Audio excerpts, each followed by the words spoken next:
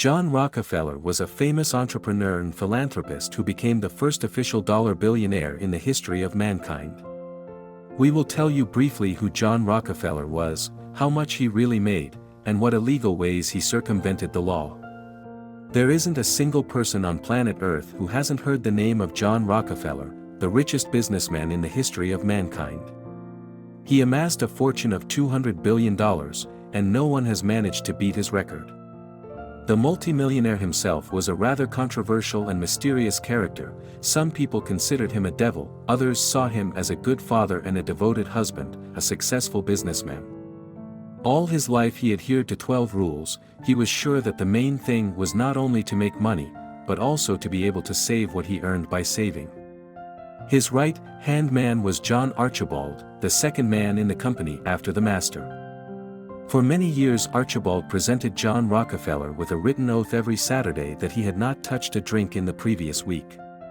It was through him that illegal earnings, bribes, enrichment schemes, and money laundering were controlled.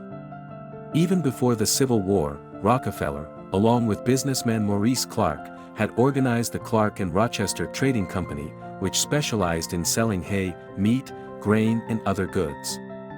During the war they were able to make a large sum of money as they were involved in supplying these products to many parts of the army.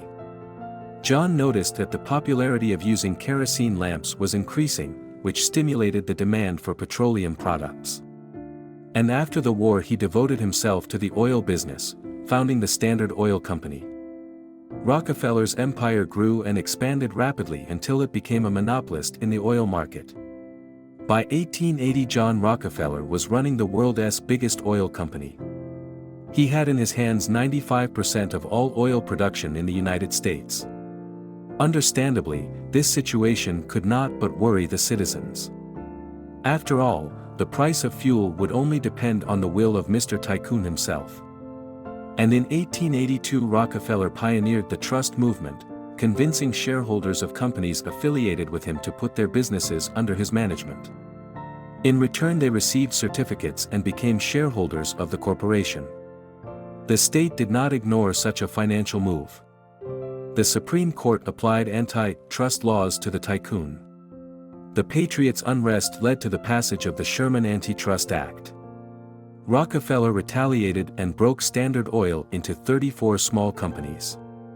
Along with this move, he retained controlling stakes in each of these companies. The measure caused the rich man to further increase his capital. And the very division led to the appearance of well-known nowadays ExxonMobil and Chevron. Thus Rockefeller was not the head of a single company, but an entire oil empire. In addition, he owned real estate companies, steel mills, banks and even orange groves. All this brought him millions of dollars in profits. It is known that Rockefeller owned 16 railroad companies and 6 steel factories in addition to Standard Oil. 9 of his own companies were real estate dealers. 9 were banking institutions.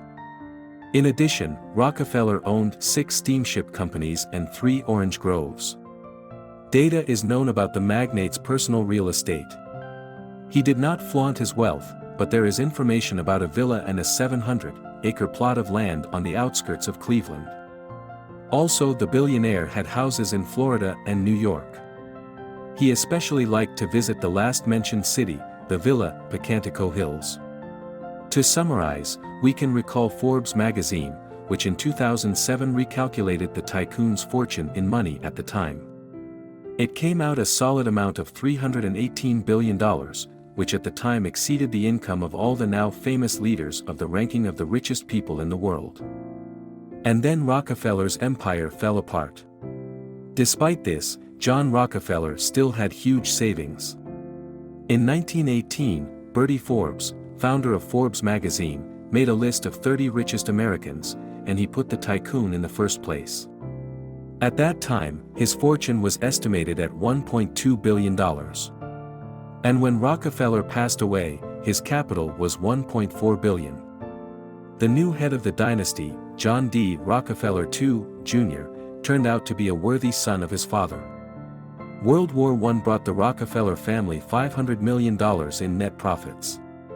World War II proved even more lucrative, tank and aircraft engines required gasoline, and it was being produced at the Rockefeller factories around the clock. The result was $2 billion in net profits during the war. Rockefeller Jr. married the daughter of one of America's most influential political figures of the early 20th century, Senator Nelson Aldrich, who for a long period of time enjoyed in Washington an influence almost equal to that of the country's presidents. The Rockefeller family is still one of the richest in the world.